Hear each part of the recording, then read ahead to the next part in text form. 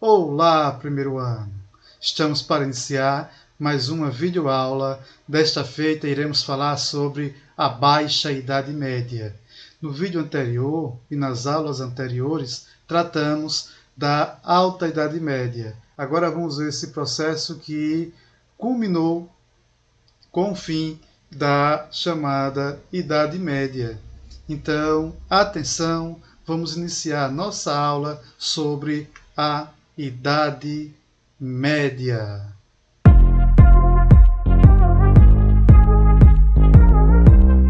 Quando falamos em Baixa Idade Média, é bom voltarmos um pouco e falar sobre como foi o chamado Império Carolíngio, que aos poucos se tornou o Sacro Império Romano Germânico. Logo após a morte de Luís o Piedoso, ele vai dividir o poder, e esse poder tem a ver com terras, entre os seus três filhos, Lotário, Carlos o Calvo e Luís o Germânico. Porém, eles não vão ter a mesma desenvoltura que o seu pai e nem a desenvoltura principalmente como o seu avô, Carlos Magno. Eles vão colaborar para o chamado enfraquecimento do Império Carolíngio. Mas já no século X vai existir esse Sacro Império Germânico, ele vai ganhar um certo destaque, principalmente pela ação de um conjunto de reis que vão se aliar cada vez mais com a Igreja. Os reis vão passar a ter tanto este poder espiritual, vão acumular o poder espiritual, quanto o poder temporal. No século X, vamos ter a figura de alguns reis que vão fazer acordos com o Papa, e esses acordos vai possibilitar o controle do rei sobre a Igreja Católica. E esses acordos, principalmente entre Otto I, vai possibilitar a limitação do poder dos nobres em relação à questão da cristandade e dos territórios. Outra questão que vai ocorrer neste período vai ser um processo de centralização política promovida por esse conjunto de reis, que vão também centralizar as questões religiosas, através principalmente dos acordos que ele vai fazer com o Papa. Então, esses acordos feitos vai colaborar com a possibilidade desses reis ter um governo mais amplo neste período. Logo, eles vão ser coroados daqui para frente pelo Papa, e esse Papa vai dar o título de imperador do Sacro Império Romano Germânico. Basicamente, nessa iluminura, nessa pintura da época, observa Orto III, na qual segura o poder tanto espiritual quanto o poder temporal. Logo no século XII, passou-se a utilizar o termo Sacro Império Germânico, a qual chega ao fim o período da Idade Média com uma certa unidade, graças a esse apoio da Igreja. Quando falamos em autoridade da Igreja, temos que compreender que há uma certa valorização e dessa harmonia entre os poderes espirituais e os poderes temporais. Há este acordo entre o rei e o Papa. E cada vez mais a Igreja vai ampliando a sua influência sobre os territórios reais. Porém, vai com o tempo também levar a certos conflitos, como, por exemplo, o conflito das investiduras. a igreja ela vai buscar uma consolidação da sua autoridade eclesiástica, ou seja, do seu poder de nomear bispos, padres, ou seja, de controlar a própria igreja, a qual estava presa ao poder temporal dos reis. Mas na reforma gregoriana buscou-se, através da bula de status papal, aumentar essa autoridade. Então, o Papa passa a ser visto como essa autoridade máxima da cristandade. E essa visão dele como autoridade máxima, como sumo pontífice, vai por fim uma querela, ou seja, uma briga que estava ocorrendo entre a Igreja e o imperador do Sacro Império Romano Germânico. E essa briga vai chegar ao seu fim, e nessa ilustração ao lado podemos observar, no caso, representando o Papa e representando o rei. Observa-se que o rei está segurando o báculo, que é o símbolo desse poder espiritual do bispo. Ele segura o báculo, mas também não deixa de segurar também o cajado real. Então, o rei, ele quer também absorver o poder espiritual. Aí os papas deste período vão lutar para reintegrar-se esse poder espiritual, não permitindo que o rei interferisse nas questões religiosas. Essa foi a questão das investiduras. O Papa Urbano II, em 1095, ele vai ter uma ideia. Ele está com um problema na Europa, que é a iminência de conflito, e ele quer desviar esse problema da violência europeia para outro caminho. Então ele vai convocar as chamadas cruzadas, ou seja, essas expedições militares que saíam da Europa e iam até a Terra Santa. O que é a Terra Santa? A Terra Santa foi o espaço a qual Cristo nasceu, Jerusalém, que neste momento estava tomada pelos árabes muçulmanos, os muçulmanos que tinham tomado de conta daquela região e, somado a isso, eles passavam a controlar a questão do comércio. Então não foi só uma questão espiritual, foi também uma questão econômica, porque tirar eles do caminho desse comércio entre o Ocidente e o Oriente era um objetivo também. Talvez não um objetivo do Urbano II, mas um objetivo de todo esse contexto político europeu, que era avançar para o Oriente em busca de especiarias e outros produtos que lá existiam. Neste período aí, nas expedições militares das cruzadas, os papas reiteraram que aqueles que fossem nesse combate em busca de libertar a Terra Santa, a terra que Cristo nasceu, para que no futuro fosse livre as peregrinações, ele estaria recebendo a indulgência, ou seja, o perdão dos pecados cometidos. Então, muitos iam para essas manifestações, para essas expedições militares, por questões religiosas, para o perdão dos seus pecados. Inclusive, teve expedições cruzadas, porque foram 8, a qual foram mendigos, foram crianças, mas não está envolvido nessas 8. A que deu mais resultado foi a primeira, que conseguiu libertar a Terra Santa para as peregrinações. As demais cruzadas, que tinham mais um caráter de busca de riquezas, de abertura para o comércio, não deram tanto certo.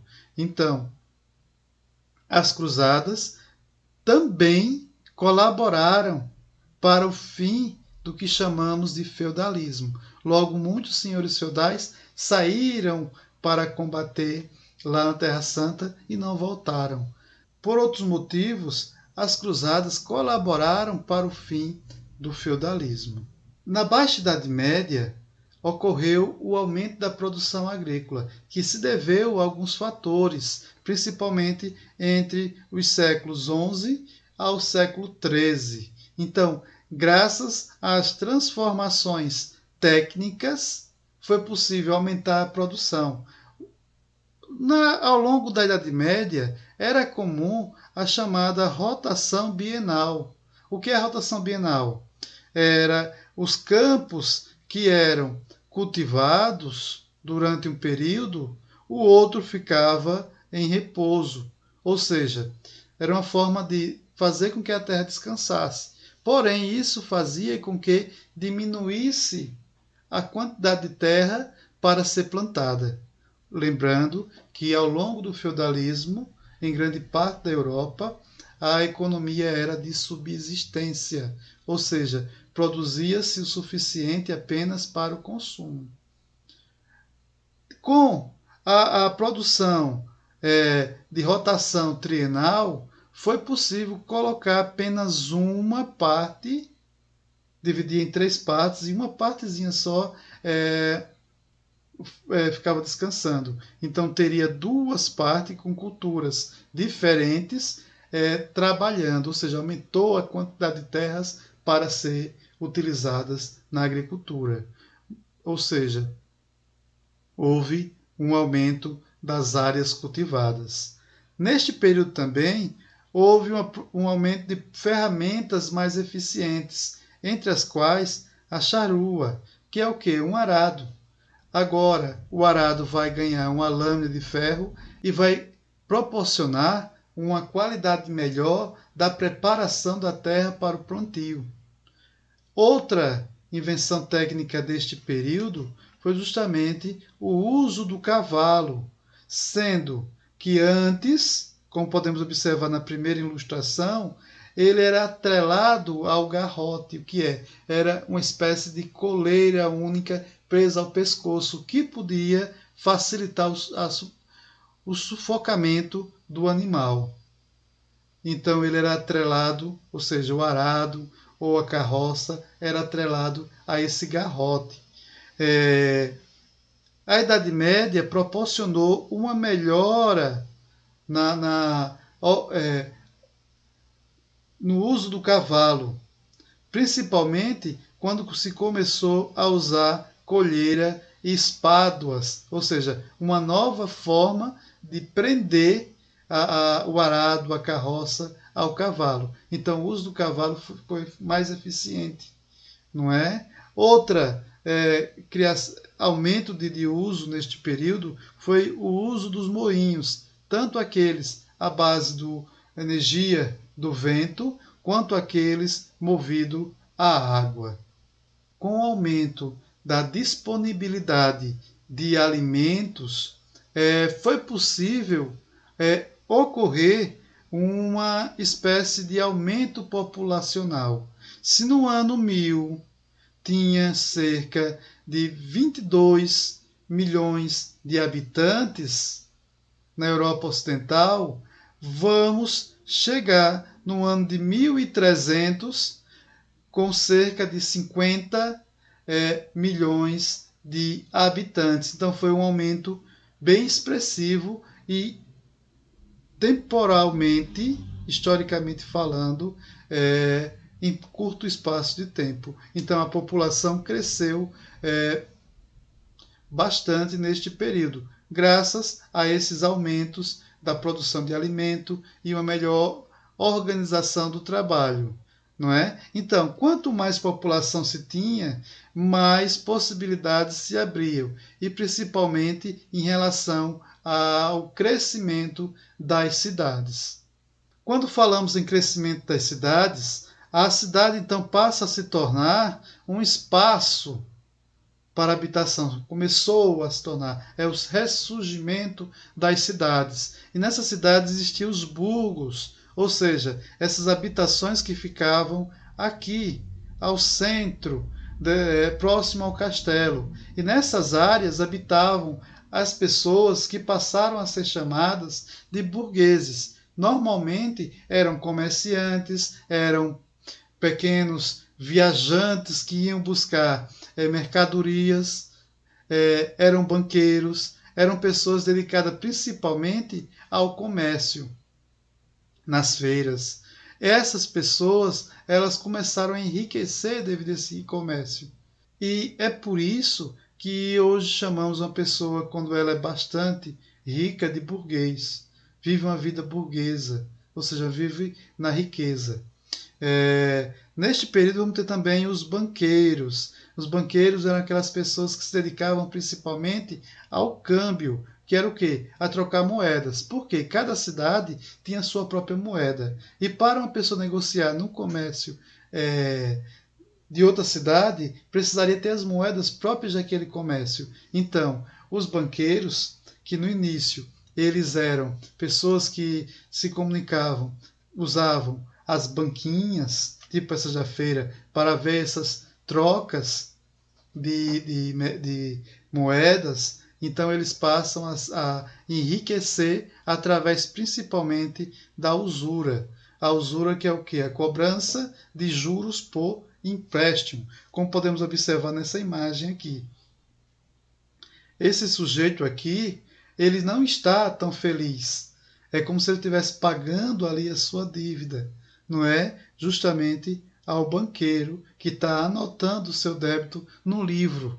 Então, a usura neste período era condenada pela igreja. Era um pecado que as pessoas tinham justamente em relação a esse buscar enriquecer em cima da cobrança de juros. Com o aumento do comércio, surgiu a necessidade também de que os artesãos eles produzissem mais.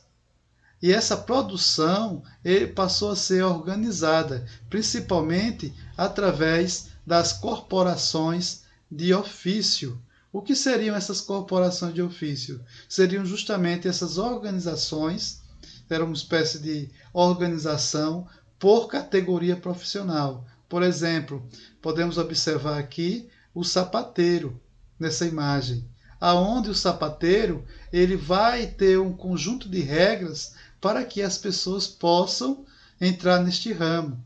Então, o sapateiro, o mestre, que é o proprietário da oficina, ele simplesmente vai contratar pessoas, mesmo sem experiência, em categoria de aprendiz, para ajudá-lo na produção, que vai crescendo, cada vez mais precisa de sapatos ou de roupas, etc. Então, na categoria de aprendiz, ele não recebe nenhum salário, ele está ali para aprender. Depois que ele aprende a produzir, ele pode subir para a categoria de oficial.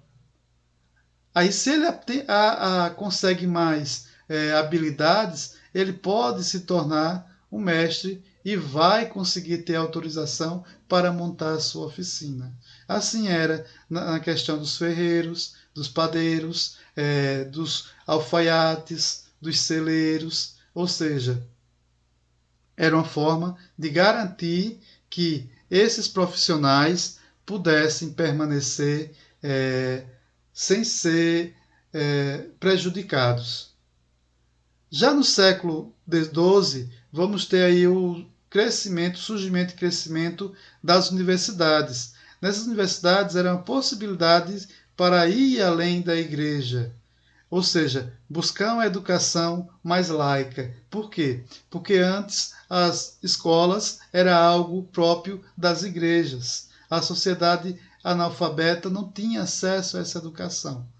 Mas nas universidades, mesmo com esse caráter laico, ela ainda permaneceu com influências da igreja. Logo, grandes faculdades, universidades desse período estavam ligadas a alguma igreja diocesana ou a algum mosteiro. Por isso, muitas disciplinas, como a teologia, a filosofia, elas não deixaram de estar no currículo destas universidades.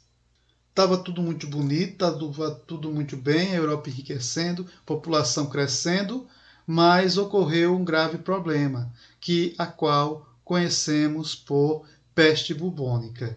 Neste período de crescimento no ápice, navios mercantes iam para a Ásia, voltavam para a Europa, e na Ásia estava se proliferando uma doença que estava dizimando aquela área, que foi a chamada peste bubônica. A peste bubônica, que também ficou conhecida como peste negra, chegou na Europa através de navios mercantes, que traziam consigo ratos infectados com pulgas infectadas. Na Europa era algo bem comum essa superstição contra os gatos. Lembram da aula anterior que eu tinha falado que os gatos não eram bem vistos na Europa medieval? Então, sem gatos, que é o predador comum dos ratos, os ratos se proliferaram. E esses ratos vindos nos porões dos navios acabavam também por contaminar os outros ratos. E a pulga que estava nesses ratos era o transmissor da peste bubônica, né? Da insígnia pestis, em latim. Então, a insígnia pestis presente na pulga era transferida para o ser humano através da picada dessas pulgas. E uma das consequências seria o crescimento de bulbos em algumas partes do corpo, bem como algumas partes do corpo ficavam necrosadas, ou seja, começavam a escurecer, principalmente as pontas dos dedos. Daí vem o nome de peste negra. A peste negra trouxe algumas consequências graves para a Europa daquele período, aonde as condições precárias de higiene da Europa, somado à multiplicação de ratos, levou a comunidades inteiras serem dizimadas. Escolas, universidades e foram fechadas. Parece até algo que a gente está vivendo, não é? Mas, mais grave do que hoje, naquela época, levou 1/3 da população a morrer. Cerca de 1/3 da população europeia pôde ter sido dizimada por essa doença. É claro que não temos um número oficial, porque não tinham o costume de fazer o censo. Sabe-se que comunidades inteiras acabaram por desaparecer devido à peste bubônica. Então, vamos agora para a nossa atividade. Na atividade desta semana, vamos estudar o livro didático na página 218, questão 4 até a questão 7. Então, peguem o livro e vamos fazer a atividade. Na questão 4, vocês vão responder o que foram as cruzadas. Quais foram as consequências para a economia e para a cultura europeia. Então, busquem o livro, tem uma partezinha dedicada às cruzadas, e vocês vão lá e conseguirão achar. Tentem ser mais sintético possível, ou seja, o mínimo possível que vocês conseguirem absorver e colocar no papel é importante. Então, vamos sintetizar, resumir. No quinto, é para vocês descrever as principais transformações técnicas ocorridas na Europa entre os séculos XI e XIII. E quais são as consequências desse aumento, principalmente da agricultura, para o aumento populacional, para a demografia europeia. Então, vocês vão descrever as principais transformações, citá-las, pouca coisa, não precisa encher, para vocês lerem e entenderem, e depois apontar quais foram as consequências para a demografia europeia daquele período. No sexto, vocês vão responder como se formavam as corporações de ofício e quais eram as suas funções. Para que serviria uma corporação de ofício? E no sétimo, vocês vão explicar o que foi a peste negra. Então, respondam. Se tiverem alguma dúvida, perguntem, que na próxima aula eu estarei já corrigindo essa atividade. Quem quiser já enviar, já começarei a corrigir. Pode enviar no PV. Essa atividade já é a primeira atividade para o quarto bimestre. Então não deixem de fazer. Tá certo? Tchau!